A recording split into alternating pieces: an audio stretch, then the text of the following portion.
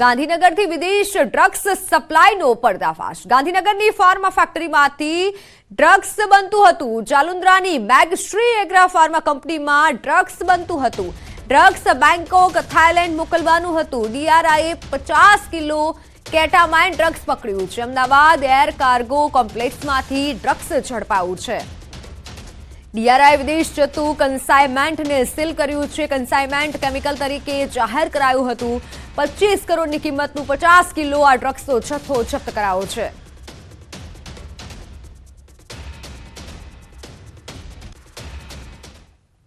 ડીઆરઆઈએ અમદાવાદમાંથી ફરી એક વખત મોટા પાયે ડ્રગ્સનો જથ્થો ઝડપ્યો છે।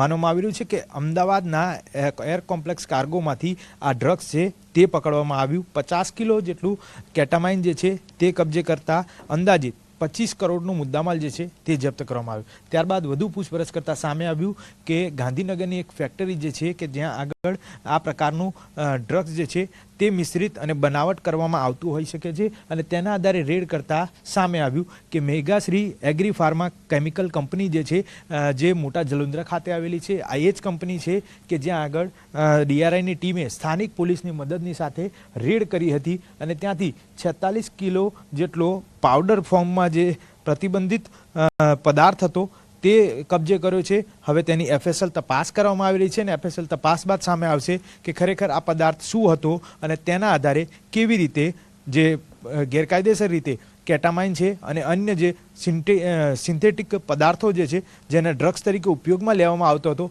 તે કેવી રીતે બનાવવામાં આવતો તે હવે તપાસ બાદ સામે આવશે। કેમેરામેન શ્રેણિક મહેતા સાથે મૌલિક દામેચા, ન્યૂઝ 18 ગુજરાતી, ગાંધીનગર।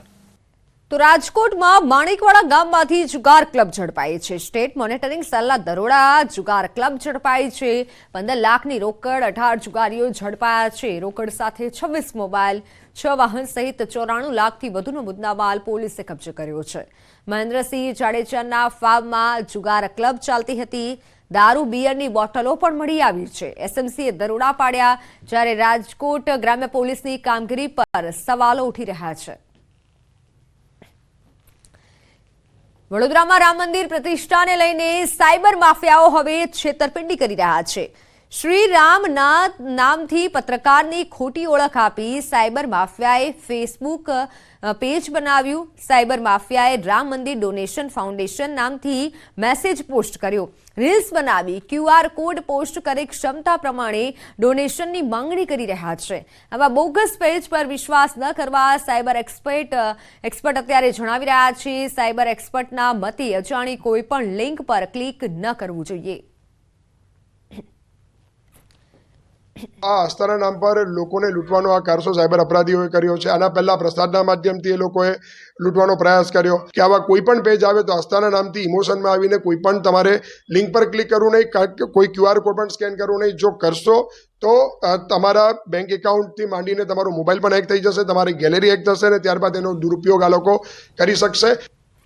સુરતના પલસાણામાં સામાજિક તત્વોએ કામદારોને ઢોર માર માર્યો। ઉછીના પૈસા પાછા નહીં આપતા 3 કામદારોને ઢોર માર માર્યો। કંપનીમાં ઘૂસી અને શખ્સોએ ઢોર માર માર્યો જ્યારે સમગ્ર ઘટના સીસીટીવીમાં કેદ થઈ છે। ભોગ બનનારા કામદારોએ પલસાણા પોલીસને જાણ કરી છે।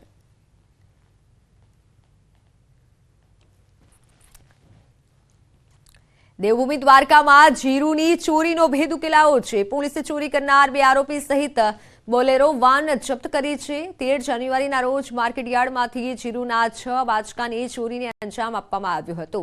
પોલીસે કંચનપુર પાટિયા પાસેથી આરોપીને ઝડપી લઈ 3,50,000નો મુદ્દામાલ જપ્ત કર્યો છે। રાજીનામાની વાત પર બોલ્યા કાંતિ ખરાડી। દાંતાના કોંગ્રેસના ધારાસભ્ય કાંતિ ખરાડીએ કહ્યું છે કે આદિવાસીઓનું ખૂન ક્યારે વેચાતું નથી, વેચાશે નહીં। હું કોંગ્રેસમાં જ છું અને રહેવાનો છું। તાજેતરમાં કોંગ્રેસના ધારાસભ્ય કાંતિભાઈ ખરાડી રાજીનામું આપે તેવી ચર્ચાઓ વહેતી થઈ હતી, જે અંગે તેમણે ખુલાસો કર્યો છે। આદિવાસી ખૂન કોઈ દા વેચાતું નથી, વેચાવાનું જ નથી ને ભવિષ્યમાં પણ વેચાશે નહીં। એટલા માટે કે મારા વિસ્તારના જનતાએ મને વિશ્વાસનો 3જી વખતે મેન્ડેટ આપ્યો છે। કોન્ટીબી કદી વેચાતા નહીં, વેચાશે નહીં ને ભવિષ્યમાં પણ વેચાશે નહીં। આ ખાલી ભાજપના ખોટા અફવાઓ છે। તો હવે વાત અયોધ્યામાં મહામહોત્સવની।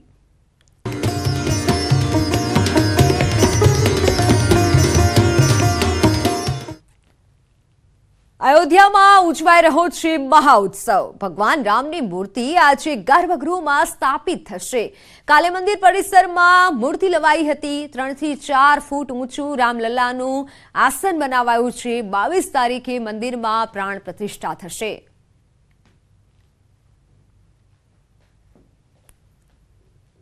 श्री राम जन्मभूमि तीर्थ क्षेत्र ट्रस्ट कार्यालय के प्रभारी प्रकाश गुप्ता जी हमारे साथ हैं। प्रकाश जी, अभी आपने देखा इस रास्ते से प्रभु श्री राम की जो मूर्ति है वो गई। आप तो कई सालों से देख रहे हैं सब कुछ, आपके लिए आज का क्षण जो अभी गुजरा है वो कितना भावुक करने वाला है?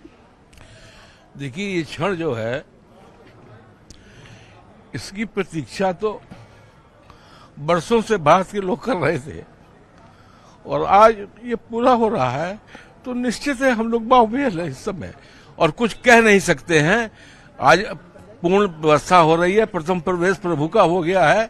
अब बाकी प्रक्रिया जो हमारी पूजा पद्धति की है वो विधि अनुसार बराबर चलेगी और 22 को हमारे प्रधान जी आके समापन करेंगे। कितने लोगों ने अपने प्राणों की आहुति दी, खून कितने लोगों ने बहाया और आंसू तो न जाने कितने बहे, और कुछ आंसू तो प्रकाश जी के आप देखिए आंखों में, बात करते करते आ गए, आवाज भरभरा गई। वो मैं महसूस कर सकता हूँ, करोड़ों लोग जो देखेंगे वो भी महसूस कर सकते हैं। देखिए, ज्ञात तो कुछ ही लोग हैं और अज्ञात कितने लोगों ने इसमें आहुति दिया होगा उसको कोई नहीं जानता।